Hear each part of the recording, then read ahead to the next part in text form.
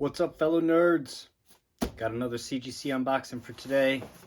25 modern books, some speculation books, a bunch of books from when I was a kid, a lot of dollar bin books, some of my philosophy on how you can make the hobby pay for itself, and one super rare banger. So let's get to opening them.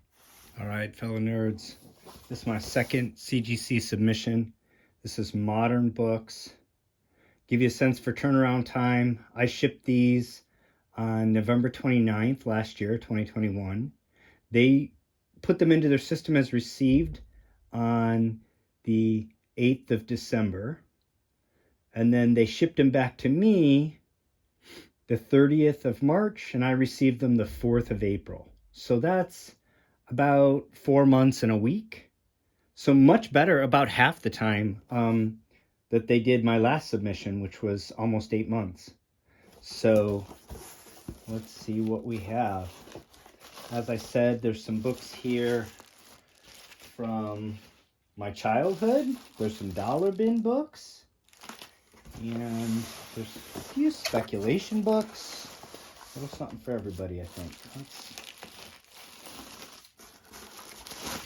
Let's pull them out so that we can see them as we pull them out. All right. First book out. Doorway to Nightmare, number 1, 8.5. Obviously, newsstand. So what's going on here? This is a speculation book. Obviously, first appearance of Madame Xanadu, who we expect to see sometime live action relatively soon. My estimate on this was 8 to 8.5, and I think, fair market value on this right now might only be around $100, maybe even a little less, but that's a speculation book for me, so I'm going to probably hold that one for a while or let it marinate, as they say. And that was a book that I paid, I think, probably $5 for. I just got that in a regular back issue bin. Didn't pay a premium for it. So I cleaned and pressed it before I subbed it. And the cost to submit it, with shipping both directions is only about $25. So I probably got $30 and a little bit of time into that. Triple my money or maybe even a little better. So that's what I say about letting the hobby pay for itself, right? Here's the next book. Similarly, this is a book I bought when it was on the shelf in '92. Paid $1 for it. I subbed this after a quick press, got a 9.4. I was looking for somewhere in the realm of a 9.4 or a 9.6 for this book, so that's the lower end of, but not outside the range that I was expecting. First Omega Red, as I think everybody knows. Again, a speculation book. It's appreciated quite a bit already, but fair market value on a 9.4 is probably only $100 or maybe even $75. So that might be another one that I let marinate a little bit longer. We'll see. Someone wants to make me a good offer at the high end of the fair market value, maybe take it, or wait, I'm in no hurry. I've already been in this hobby for almost 40 years. Don't plan on getting out in the next year, so I've got time. New Avengers number 53. So Brother Voodoo has a cameo on the very last page where he becomes the Sorcerer Supreme. This is the cover A. There's some speculation around this one. This is one that I just paid cover price for. Again, so, my cost all in on this is about $35. 9.4 is also the low end of what I was hoping for. I was hoping for anywhere a 9.4 to a 9.8 on this.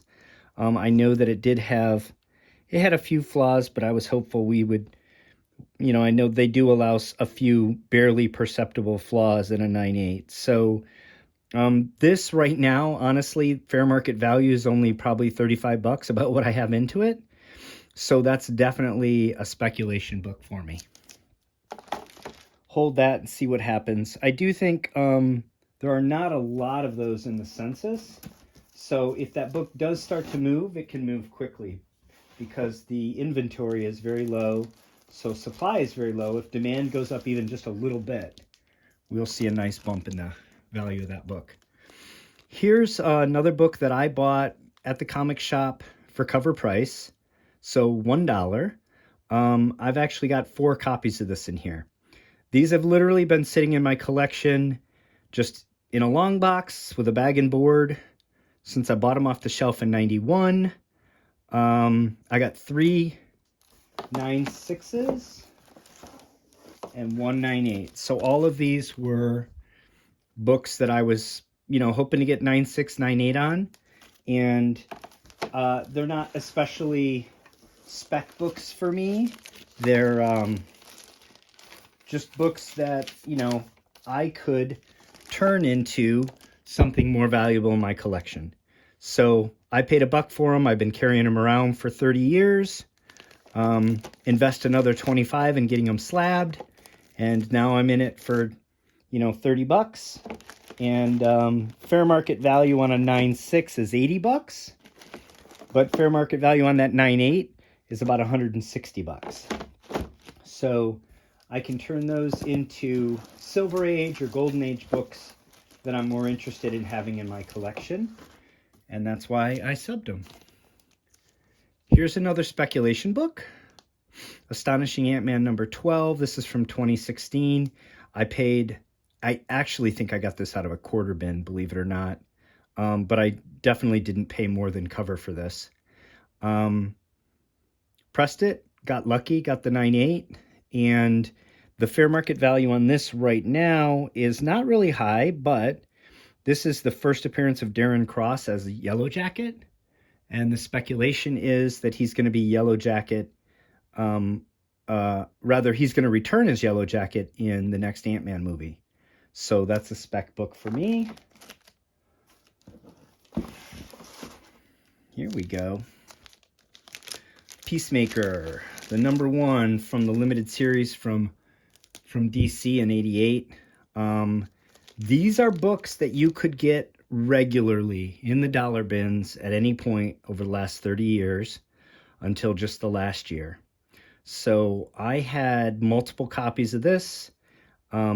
Keep in mind, too, that these are all books that I intend to, for the most part, books that I intend to sell or trade. So when I sub these books, these are like the second best one in my collection. I always keep the best one in my collection as a raw.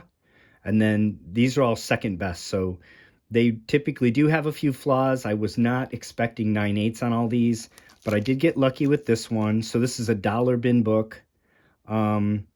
Goes, fair market. The show on HBO Plus was phenomenal. And fair market on that right now is about $350. Here's another one. Again, these were dollar bin books, so I don't expect a 9/8 on all these. I'm happy to get one. Here's a 9/4. Fair market value on this is probably about $150 if I remember correctly. So for $1, a little bit of investment in time, sending your books off, having your capital tied up for a few months at CGC, but then I can turn that into something, that I want in my collection long term. So that's the goal with what I'm doing here. Similarly, now this has never really been a dollar bin book. From the time this came out in 1990, these were, they were above cover price. So I probably spent $5 for this, maybe 10. And this, again, was not the nicest copy of my collection. So this is, an extra copy for me. But got lucky, came back a 9/8. Fair market on that, I think, is about $100. So similarly, I'm turning a $30 or $40 book into a $100 asset. And then if I can take 10 $100 books and turn them into $1,000 book, a nice Silver Age blue chip collectible type book that I want in my collection, then that's the goal here. Doctor Strange 48. This is the first appearance of, the first meeting of Brother Voodoo and Doctor Strange. There are not very many of these in the census. And we know there's been a lot of speculation that Brother Voodoo is going to show up in the MCU. Although this is an 8.5, it is a newsstand, and it is a book that doesn't have a lot of copies in the census. So I was looking for between an 8 and a 9 on this, so right in the range of what I expected. And I don't think that has a very high fair market value today, but it's another one that's a speculation book. You saw that I have several of those. There was a theme in terms of the Brother Voodoo speculation here. Hawkeye number 9 in a 9.6. Just love this cover. I know there's a second print that's in purple that is more desirable, rarer, harder to find. I was expecting a 9.6 or a 9.8 on this. There are no grader's notes, by the way, on this. So, you know, why this a 9.8 versus a 9.6 is really hard to say. For me, my skills are frankly not quite there where I can predict whether something's a 9.6 or a 9.8 yet. So I expected a 9.6 or 9.8 on this. It doesn't have a ton of value, frankly, but I love it. And, you know, I didn't pay much for it. I paid about cover price for it. So it's certainly worth, you know, what I paid for the book and to slab it. Omega Men number 3, first appearance of the main man, Lobo, and another book that anytime I see for a reasonable price, I'm going to grab, and any extra copies I have, I'll slab. So again, this was not my, you know, personal copy from my PC. I did not expect a 9.8 on this. There's some spine ticks, and at least one of them does break color. So I was looking for something like a 9 to a 9.4. So this is right in the middle of that range. In this grade, I think fair market value on this is actually probably only about $80. But again, that's okay. I spent, you know, 20, got it slabbed, and it's worth more, and it'll be easier to sell because slab books are definitely more liquid than raw books, just because you've taken the risk out, you know, for the buyer. War of the Realms, New Agents of Atlas 1. I was certainly hopeful that this would be a 9.8, but I do know it had a few really tiny, it has a tiny corner crunch and a tiny, not even a spine tick, but a little wave around the staple. So it doesn't shock me that it's a 9.6. Probably only has a value about $100 right now, but a bunch of first appearances and some good speculation on this. So another one that we'll let marinate for a little while before we try to sell it. Batman 475, first appearance of Renee Montoya, and another spec book. As you know, she's the new Question. New to me, I guess. It's been around. She's been the Question for a while. So another book that was in my collection that I'm sure I didn't even pay cover price for. And I expected something like a 9 to a 9.4, so right in the middle of the range. And, you know, we'll definitely more than recoup. We'll probably double or triple what we have invested in that book. And moving on into some other collectible. Secret Warriors number 1. This is the first, well, it's not really the first appearance of the Secret Warriors. It's just the number 1 self-titled book. Was hoping for a 9.6 or 9.8 on this. Love these covers, actually. Again, not a ton of value. This might only have a fair market around $100 or so at a 9.6. But there is speculation. There's rumor that we're going to see the Secret Warriors. And I think it's likely. So a book that I got out of a maybe even a quarter bin, a dollar bin or a quarter bin, but I can turn into something like a $100 asset with speculation value, with upside, is right where I want to be. This is one of our nice upside surprises in this submission. So New Avengers 54, this is the first full appearance of Brother Voodoo as the new Sorcerer Supreme. And this is the variant. So I think this was a 1 in 10 variant, if I'm not mistaken. And there are not very many of these in the census. I think it's only about 20 or 15 maybe in the census. I think I did write down the exact number, but it's not in front of me right now. 18 in the census. So right now, probably a fair market value, only about $100, even in the 9.8, but great speculation book. Happy to have something where there's fewer than 20 examples in the census in a 9.8, a minor key, but that was one of the nice returns or nice upside surprises out of this submission. Here's another book that this is the first print, is much more sort of famous and sought after in the second print, but is a book that I bought for $5 as a variant, and I think has upside potential with Kamala Khan and Miss Marvel program coming up. Just love this sort of retro look, and I think there's speculation that this will be her love interest in the show. So happy to get a 9.8 on this one. Again, not a high value book today, but something with speculation value. Happy that we got a 9.8 on that one. I'm going to save that one to the end.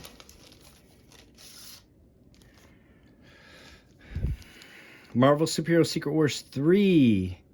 First Volcana, first New Titania, and this is She-Hulk spec. This one is a newsstand.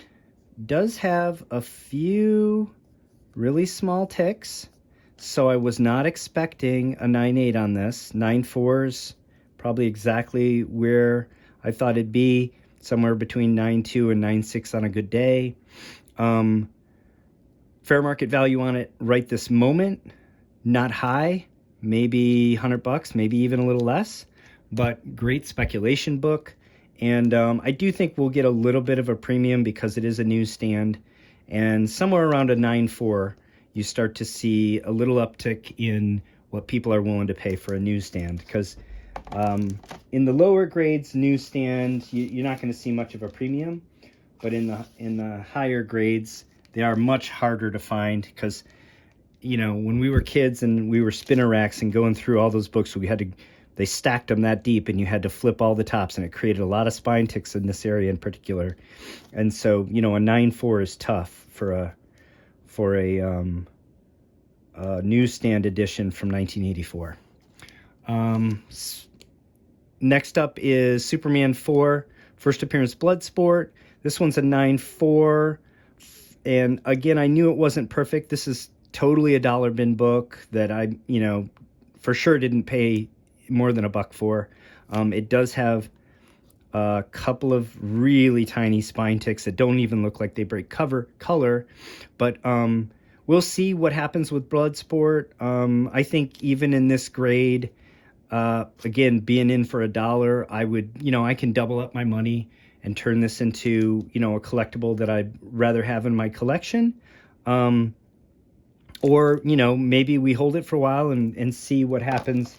Maybe we get a return of Bloodsport, and it becomes something where we make a little bit more return on. GSA All-Stars, number 4. So this is where Courtney becomes Stargirl. And it's not really a spec book. Stargirl's been on the WC for a while. I'm enjoying that. I really like the JSA. I like the Golden Age heroes and villains. So this was a book that I was going to sub anyway, just for my own enjoyment. At a 9.8, we would have done, pretty good on it. 9.6, the fair market value on this is frankly just not really there. But maybe I'll give this, I have some friends who are fans of the show. Maybe I'll give this to a friend for, a holiday, or, maybe we'll sell it and just break even or just make a couple bucks. But it was worth subbing, and I expected a 9.6 to 9.8 on it. So that's another book that was just from back issue bin. So I don't want to, not a dollar book, but I certainly didn't pay more than $2 or $3 for it. Vision and Scarlet Witch, number 1. This is from their first limited series, so 1982. In a 9.2, it does have spine ticks, so we knew, I was thinking 9 to 9.6 on this. So 9.2, just the right in the middle of what I expected. Not a ton of value, but I think we'll probably see a return of WandaVision, and there'll be some heat around it when it does come back. And so, we might get $100 for this, for a book that, I got for $1.50, maybe cover price for this back in the day. This has been in my long boxes for a long time. That's how we create value. And then I saved the best two for last, somewhat accidentally. Everyone should know this book. This is First Gwenpool, just on the cover. This is Deadpool Secret Wars #2, the Bacalo variant. And this one, I think, has a fair market value, I think north of $200, maybe $200 to $250, maybe even a little more. Long-term spec on this, I think, is fabulous. Very happy to have this. This is a book I did pay, not cover price, because it was a variant. It was probably never cover price from the day it came out, but a lot less than the value in a 9.8. So I probably paid about $50 for this. And so we did really well with that one. And then the last one that I saved is the teaser that I promised, the real banger. And that's this Black Panther 166. This is the second printing. So this is this beautiful homage cover of the battle between the Hulk and Wolverine. Second print does not have that lenticular cover, so this is just the art. I picked this up for $20 and was lucky to get the 9.8. And there's only 2 in the census, including this one. The other one is a 9.8. It's currently offered on eBay for $799. So this is, I think, what Mr. Longshort would call a modern banger, I think is safe to say, or maybe a modern ghost. So thrilled to get this. Probably hold on to it for a while. It would take probably the kind of money that the other owner is asking for his copy to get it out of my hands. Very cool. Again, one of the major kind of upside surprises of this submission. So there you have it, my second submission to CGC. All in all, I'm learning this was exactly 25 books, so it got shipped back to me in a box. My shipping costs there averaged only about $1 a book for my cost going in. My cost coming back, I think, was about $4. So that's only $5 shipping both ways to CGC. So the grading fees about $25. So costs about $30 plus the book, whatever you had to pay for the book. So that's kind of your cost basis. And again, my whole intent here is to get books that I enjoy working on, clean, press them, submit them, then offer them for, reasonable around fair market value, and take that value and turn it into books that I really see long-term appreciating and that I really want to have in my collection. And this is one of them. So this is probably staying in the collection. A few of these others will stay for speculation value for a while, but for the most part, most of this is for sale. We'll have to decide if we want to keep the Peacemaker one. Probably we'll sell both of them, but love that series so much. I guess maybe we'll keep it. All right, I hope you enjoyed that unboxing. Just share a little bit of my collecting philosophy with you. I think collecting should be a fun diversion from your everyday life. The way that I enjoy comic book collecting, I enjoy reading and collecting comics, but I also enjoy the hunt a lot.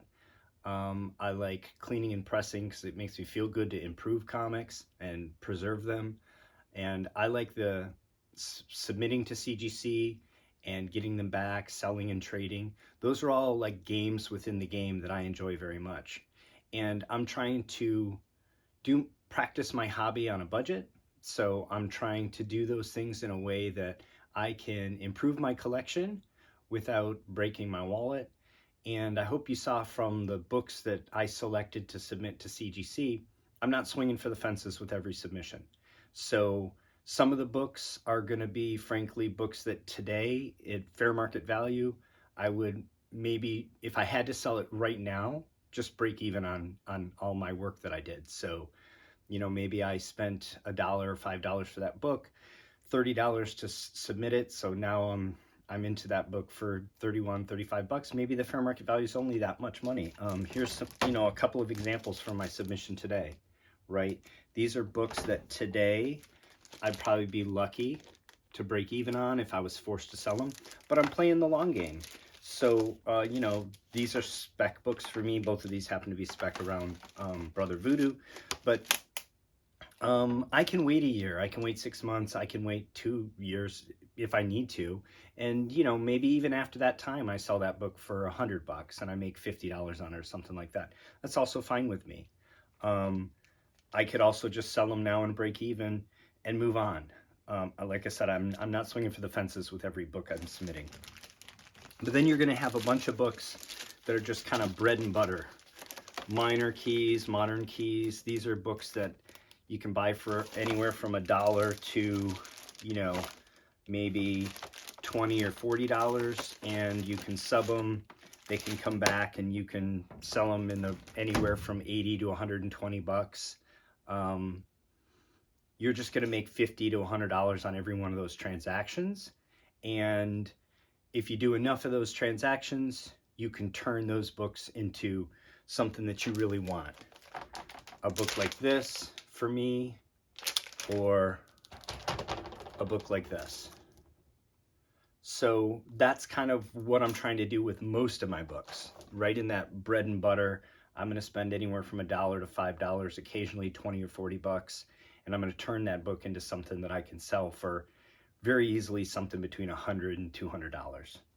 And then lastly, you're going to have a couple books, if you're smart and careful, you're going to have a couple books where you do hit them out of the park, even though you're not swinging for the fences. So here's an example of that. This is First Appearance of Gwenpool. This is a book that I spent $40 on. Fair market value, you know, I was fortunate enough to get it back in a 9.8. Fair market value on that is like $300. And it's got tons of speculation potential. So do I hold that? Is that a $500 book in a year? Is that a $600-800 book in a year? Another example of one that, you know, you're not even really trying to, but you hit out of the park. Literally a $1 book, dollar bin book that I cleaned and pressed and subbed, and, you know, fair market on this now is about 350 bucks, right? So I'll probably sell this one because I do have additional copies of this book, higher, nicer copies than this one even. And, you know, I do think Peacemaker has a future. Love the show, love John Cena, but, you know, there's probably going to be a lull. It's going to take them a couple years to produce more content. And so I can move that and get that much closer to one of those big books that I showed you. And then lastly, here's something that's, to me, is actually really special. A book that, you know, I spent $30 on. Again, you know, pressed myself, subbed, was fortunate enough to get a 9.8. There's only 2 total in the census. They're both 9.8s. The other one is offered on eBay right now for, I think, $799. That's something that I'll probably hold on to for a while. I may put it out there with a crazy price on it. I may let it go, but if you do, where are you going to find another one, right? And that's kind of, that's for me, again, a summary of my collecting philosophy and what I enjoy and what I'm trying to do. And hopefully you guys enjoy hearing about it, and maybe I've helped you develop your own collecting philosophy a little bit. So until next time, enjoy the hunt and keep taking care of one another.